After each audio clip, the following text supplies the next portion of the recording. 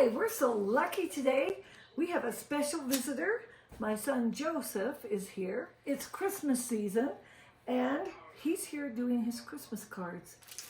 He does a wax melt monogram. He did these beautiful Christmas monograms on his Christmas cards. So he's going to share with us how to do it. Look how beautiful. We're going to have a lesson on that now just for fun. And if you're really ambitious, you just might want to make one yourself. Here comes Jojo. All right, today what we're going to be doing is making some wax seal impressions on some Christmas cards. Started this a few years ago and I kind of like doing it. Christmas cards can be, mass produced and personalized. I like to personalize mine with a wax seal. Now, to do a wax seal, you're going to need a few things to start. First thing you're going to need, of course, is the wax. Wax can come in any variety of types. You can get bricks that you heat up in like a little bowl or something. I like to buy these little wax. They look like candles, and you burn the wick at the top, and then you'll make a little pile of wax, and that's where you make your impression. Before you get started, of course, you're going to need the rest of the materials. You'll need some sort of heat source to light that little wick, and these particular ones, the wicks don't stay lit really well, so I actually follow it along with the lighter, and I use two hands, and you'll see that in a little bit. Other methods of heating the wax include like a little bowl, and then you would pour it. I haven't tried that, but that is a method. I also like to have a needle nearby, because sometimes you make a wax seal impression and it doesn't come out really well, and in your sealer, which is the next thing you're going to need, you'll notice there's an intricate pattern on your impression maker, your little sealer. This one comes from Korea, so these are Korean characters in a fancy pattern, and it comes in two sides. One side is just simply a stamp, which you can make the stamp there, just like that, and it's red, because that's how they do it in Korea. And the other side is actually grooved, and based on the color of the wax that you use, it will come out whatever color you like.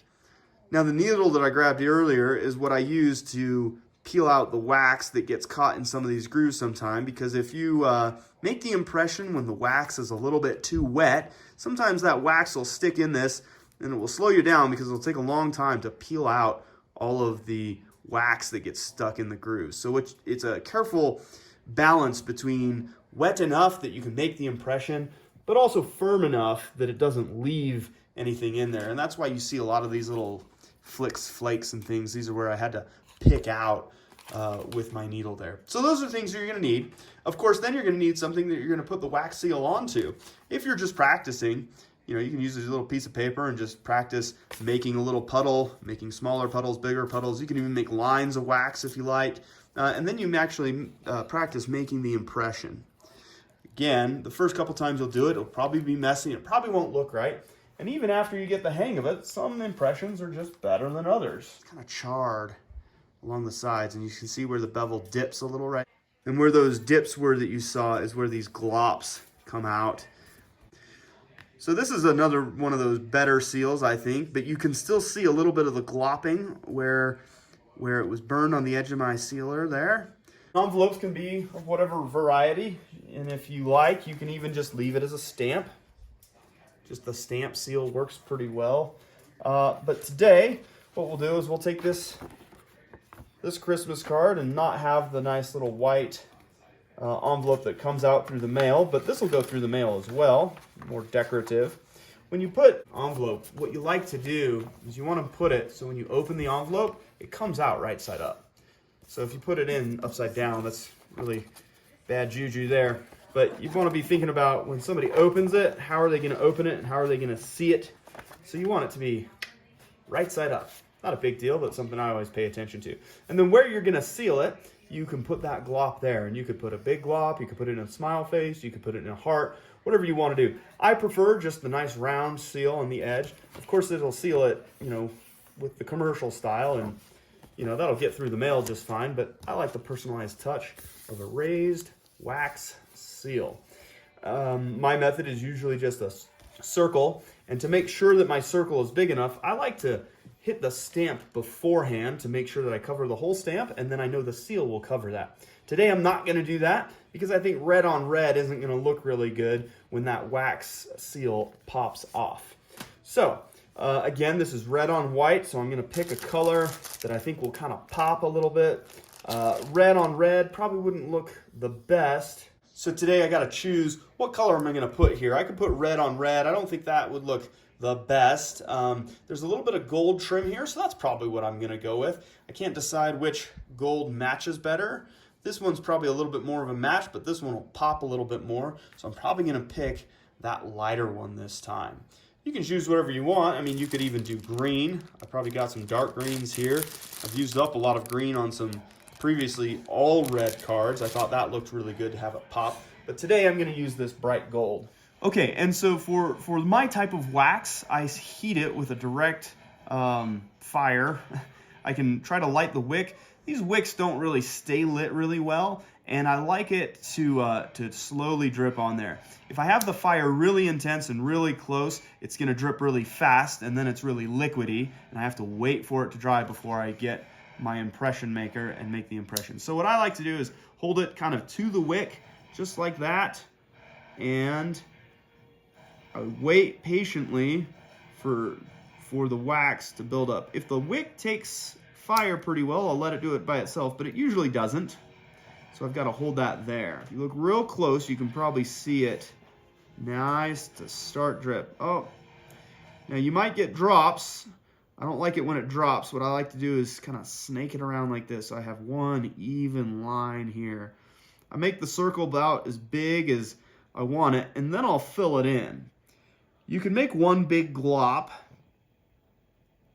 and try to just let it spread out, but I find that it's a little bit more even for making the impression if you do it outside, working inward, like so. And you could make it whatever shape you want. As you get better at it, you could make a big heart, you could make something like a star shape. I stick to circles. I'm pretty simple. My seal is also a small circle, so that's kind of what I leave it to. And then you see I'm relying on just the wick here. And I could even keep doing the outer perimeter and making it an even bigger impression if I want. Or blow it out. Wrap it up there. Set that off to the side. And now what I want to do is wait for it not to be too firm, but not to be too runny. So this will take a lot of practice to figure out what's too firm and what's too runny.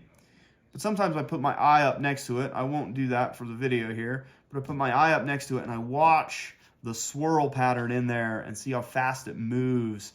And once it's, it's still moving now, I could probably put the impression on there right now, but because of how thick it is, I think it'll stick to my impression if I put it in a little too early. I'm gonna blow on it, cool it off a little faster.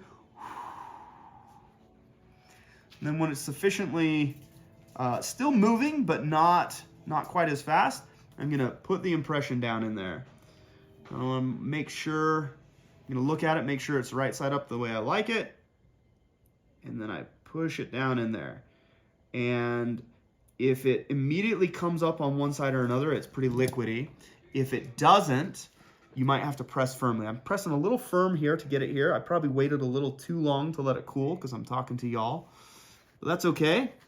Oh, you see the glop that came out? Again, that's just unique to my impression maker because I burned the sides. All right, and now this is perfect. So I can pick up the envelope and then it falls out and that's perfect. A lot of times I'll have to put my hand on the envelope to just slightly pull that up. And the harder I have to pull, the more likely I'm going to get something left over in my impression maker. Nice and clean, and I have a nice, good impression. I have that little ball out there. I can chip that ball off because it's, it's just an overspill, or I can leave it on there, whatever you prefer. Because I think this might go through the mail, and a lot of times they feed through a processor like this, I think this will fall off anyway. So it's still a little bit malleable. I might be able to push it down. This one, it's dried sufficiently that it just popped right off, just like that. And there's the impression that you're left with. When you're finished, you'll have an array of things done. This is the impression that you saw me make earlier. I accidentally tilted it, so it's a little sideways, but that's okay. If you don't read Korean, you probably wouldn't know, and that's okay. But if you got a seal impression that just had like your monogram or a heart or a star or your fingerprint, you could even do this just with your finger and put a fingerprint in that seal and you fingerprint it. I wouldn't recommend your lips because you might burn it. And that's just the stamp there. And that's basically how you do it. Again, all you need is a little bit of wax, a little bit of heat, something to make your impressions. Again, you could use your finger if you want, but don't burn yourself. And you probably need a little bit of tools to help keep that nice and clean. And that's how we do some wax seals. Most important, do not forget to clean up your mess when you are done. That is in that bag. You've just watched Granny's Simple Solutions. This solution is kind of simple, but it's also kind of complex. Depends on how creative you want to be. Hit like and subscribe. We'll see you next time. Bye.